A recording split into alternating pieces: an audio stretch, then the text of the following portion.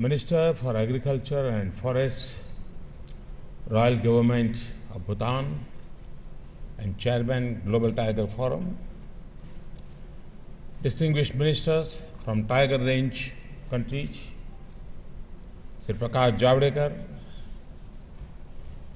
our Minister for Environment, Forest and Climate Change, other dignitaries on the dais, delegates from Tiger Range countries, ladies and gentlemen, I am pleased to welcome you all. The tiger has brought all of us together here. This is an important meeting to discuss the conservation of one of the important endangered species.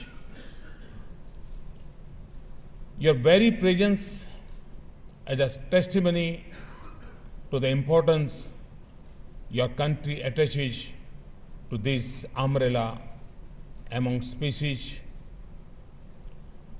As we all know, the tiger is an apex consumer in the ecological pyramid and food chain. It requires a large amount of prey supported by good forests.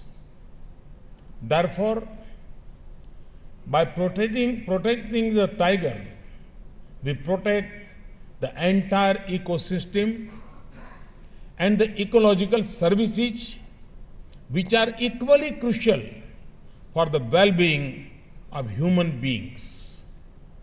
In fact, the benefits from tiger conservation are enormous but intangible. We cannot quantify this in economic terms. Putting a price tag on a nature, I don't think it's wise, and it's very difficult. Since Mother Nature has bestowed them for its own conservation, it becomes our bounden duty to conserve them. In India, the tiger is much more than just a wild animal. In our mythology, the mother goddess, who is embodiment of Mother Nature, is depicted sitting on a tiger. In fact, most of our gods and goddesses are associated with some animal, tree, or river. In fact, sometimes these animals are put on the same pedestal as gods and goddesses. No wonder the tiger is also our national animal. I'm sure other tiger range countries would have some cultural legacy associated with tigers. Friends, species belonging to the animal kingdom usually do not act to their disadvantage. However, human beings are an exception. Our compulsions and cravings, our needs and greed have led to shrinkage of natural habitat and destruction of ecosystems. Here I recall the famous words of Gautam Buddha, who said, "The forest is a peculiar organism of unlimited kindness. It offers protection to all beings, offering shade even to the X-man who destroys it."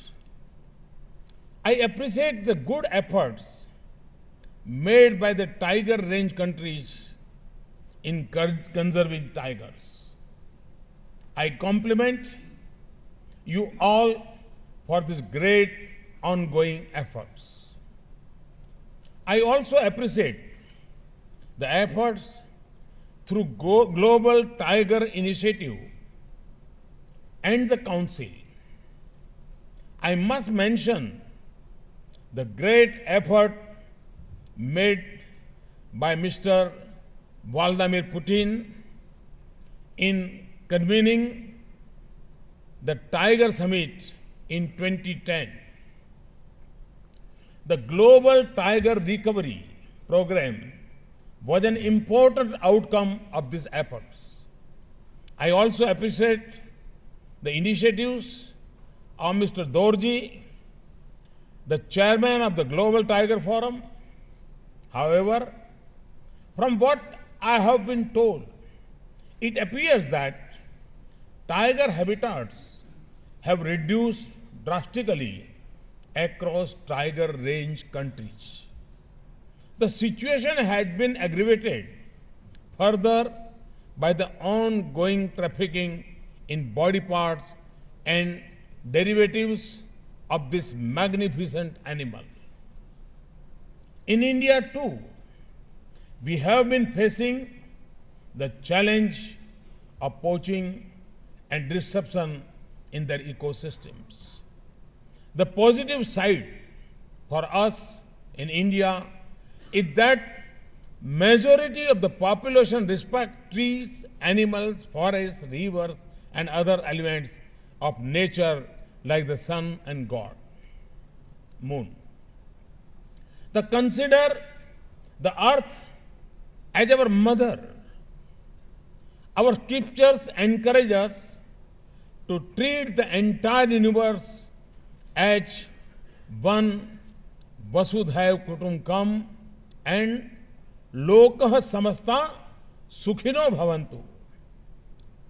This is our philosophy.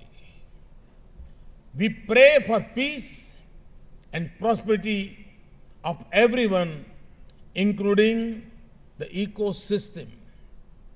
Om Dyom Shantihi, Antarik Shantihi, Prithvi Shantihi, Rapah Shantihi, Raushadaya Shantihi, Vanaspataya Shantihi. Friends, forests are inseparable from wild animals. Both are mutually complementary. Destruction of one leads to destruction of other. This is an important cause of climate change, which is now affecting us adversely in many ways. This is a global phenomenon which all of us are grappling with. As a solution, we have committed to work towards country-specific mitigation strategies. In my view, for the tiger range countries, a viable tiger population undoubtedly symbolizes a mitigation strategy for climate change. This will create a huge carbon sink in the form of tiger-bearing forests. Thus, conservation of tiger will go a long way in ensuring a good future for ourselves and our coming generations. India has a long-standing and successful track record for protecting its tigers. We launched Project Tiger in 1973. Its coverage has increased considerably from the initial 9 tiger reserves to 49 at present. Tiger conservation is a collective responsibility of the Government of India and states. I also compliment our state governments for their efforts. But the efforts of government cannot succeed unless they are supported by the people. Our cultural legacy, which encourages compassion and coexistence, has played an important role in the success of Project Tiger.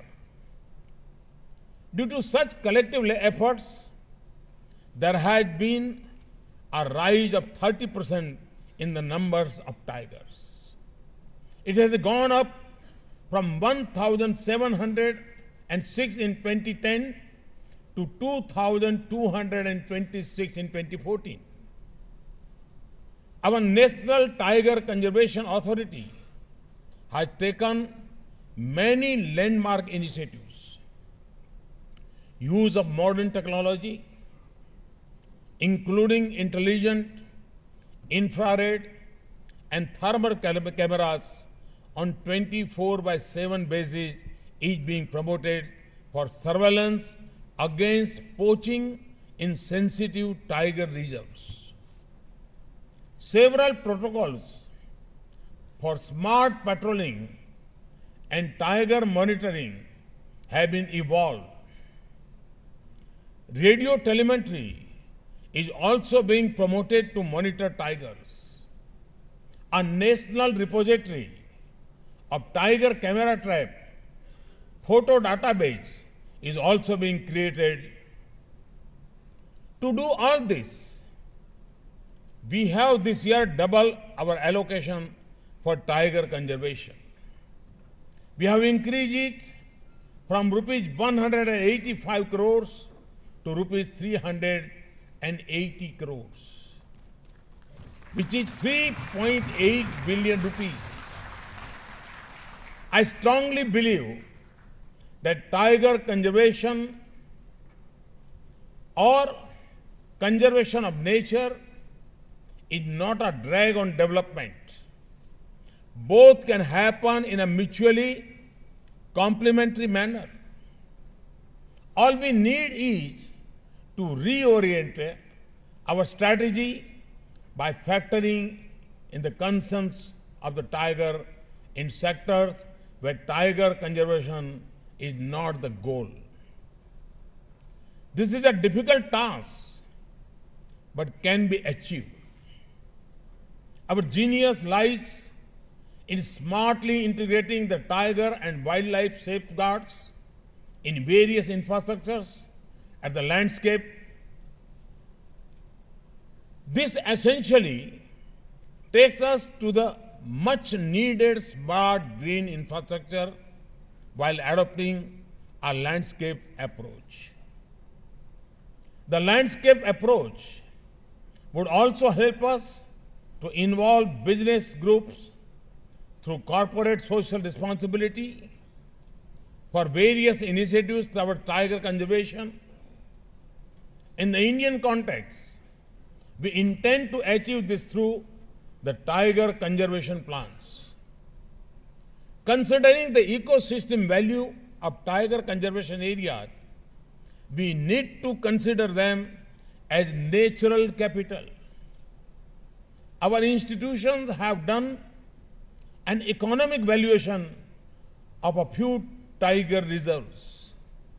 This study has highlighted that the fact that besides conserving the tiger, these reserves also provide a range of economic, social, cultural, and spiritual benefits. These are known as ecosystem services. Thus, we need to define conservation as a means to achieve development rather than considering it to be anti-growth. This calls for factoring in the value of the ecosystem in the economic arithmetic of development and growth. Friends, I'm confident that we can achieve a framework to foster proactive engagement of industry for conservation. The natural capital, denoting the stock of natural ecosystem, should be treated at par with capital goods. Our economy needs to be viewed as subset of a larger economy of natural resources and ecosystem services which sustain us. As a country having more than 70% of the global tiger population, India is committed to complement the initiatives of other tiger range countries. We have bilateral arrangements with China, Nepal, Bhutan, Bangladesh. We hope to continue our efforts to address issues of mutual concern for the tiger. A major threat to the tiger is the demand for its body parts and derivatives. The forest and its wild denizens are an open treasury which cannot be locked up. It is painful to learn about trafficking of body parts and derivatives of tigers and other big cats.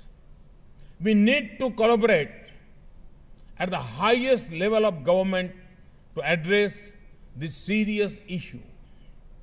India, along with several tiger range countries, is a founder member of the Global Tiger Forum, which is headquartered in New Delhi.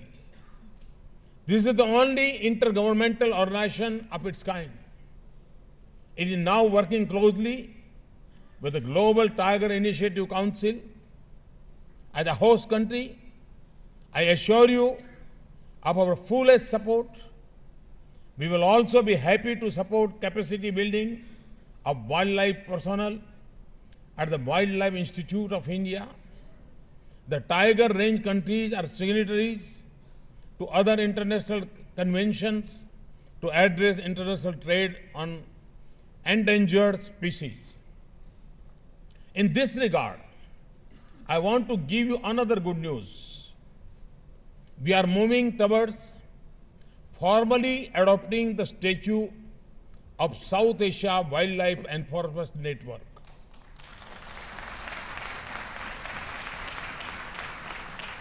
At the end, I would like to emphasize that conservation of tiger is not a choice.